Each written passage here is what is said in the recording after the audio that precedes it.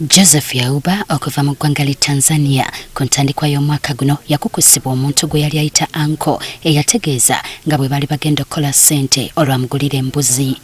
Naikuja na anko. Anko alikupata wapi? Nyumbani. Nyumbani wapi? Tanzania. Tanzania? Akasema ati nini? Nikuja huku nitafuta pesa ya kununua mbuzi. Okuva Tanzania bano bayita Kenya olwo ne bayingira Uganda nga bayita Busia. Mulipita wapi? Kenya ama wapi? Kenya. Kenya. Mkaingilia Busia? So mlipofika hapa Uganda mlianzia wapi? Tulianzia hapa Busia.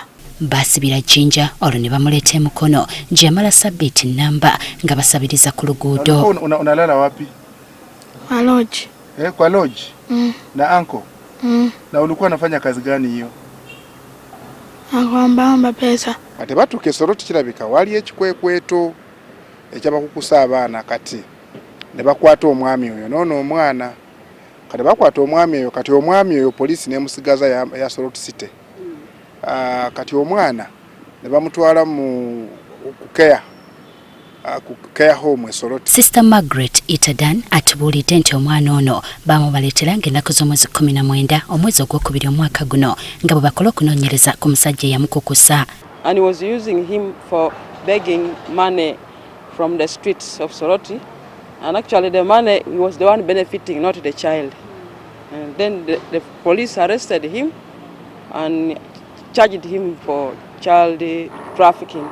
Omwana ono aliko obulemu era we bamuleetera ekitongole ne kimufunira akagaali kati mwatambulira. Ebbanga lino lyonna bano babadde bagezaako okulaba engeri gye bayinza okumuza eri abantu b'e Tanzania kwe kukwatagana ne embassy ya Tanzania kuno. The first time we came here, they told us, I wish we came with a boy.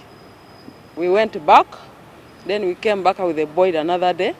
They interviewed him in Kiswahili, because for them they speak Kiswahili better. They interviewed him in Kiswahili, they got the proper name of the boy, and even they called someone from their home background to talk to him in the local language, in Sukuma. And the boy spoke clearly the village where he's coming from.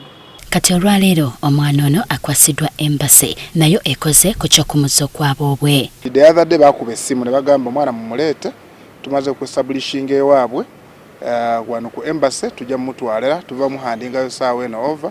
Sister Margaret atubulidde nti awulira essanyu olw'enkolagana ebaddewo n'ekitebe kya Tanzania okulaba ng'omwana ono agenda kuddamu okusisinkana abantu be. We are very grateful to Tanzania Embassy for that collaboration and supporting us in special. We have not paid any money on our own now to transport him from here to Mutukula and so on, but they are doing it on our behalf.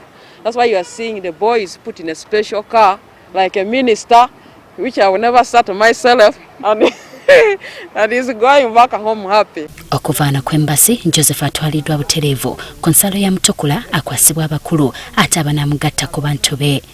Justin Nakibole agafeeyo ku Spark TV.